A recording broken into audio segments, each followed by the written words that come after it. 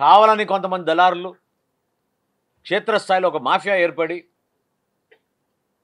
రైతుల్ని ఇబ్బంది పెట్టడానికి, హడావుడి చేయడానికి, వాళ్ళ స్వలాభం కోసం జీపీఎస్లు పెట్టొద్దని,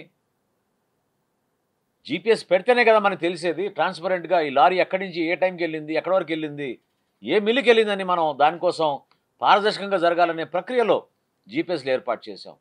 సాంకేతిక లోపాలు ఉంటే అదే రోజు మేము సరి చేసుకుంటున్నాం. ఎక్కడ పొరపాట్లు లేవు. కానీ రైతుల్లో ఒక అలజడి సృష్టించి 1600కే ధాన్యం కొనేయాలని, 1450కే ధాన్యం కొనేయాలని దళారులు, మధ్యవర్తులు కొంతమంది రైతుల్ని మోసం చేస్తున్నారు. దయచేసి రైతు సోదరులను విన్నవించుకుంటున్నాను. ప్రభుత్వం మీకు ఖచ్చితంగా కేంద్ర ప్రభుత్వం నిర్ణయించిన కనీస మద్దతు ధర మేరకు 1792 రూపాయలు ఖచ్చితంగా మేము మీకు 75 కిలోల బస్తాకి మేము ఇస్తాం. దాని ప్రకారంగా ధాన్యం కొనుగోలు చేస్తాం. ఎక్కడ కూడా పొరపాటు ఉండదు.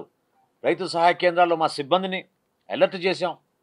వాతావరణం విషయంలో కూడా రైతుల దృష్టిని దయచేసి నేను తీసుకురాగలదలుచుకున్నాను. ఎందుకంటే ఇంతకుముందు నేను ఎండి గారు ఐఎండి అధికారులతో మాట్లాడాం, వివరాలు తీసుకున్నాం.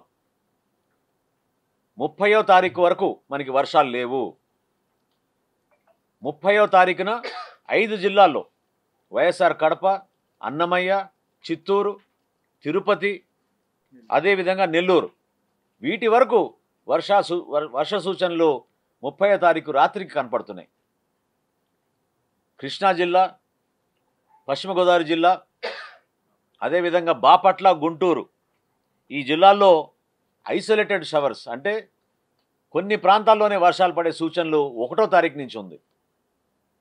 కాబట్టి దయచేసి మీరు ఎవ్వరు కూడా హడావడిగా ఈ సమాచారం కావాలని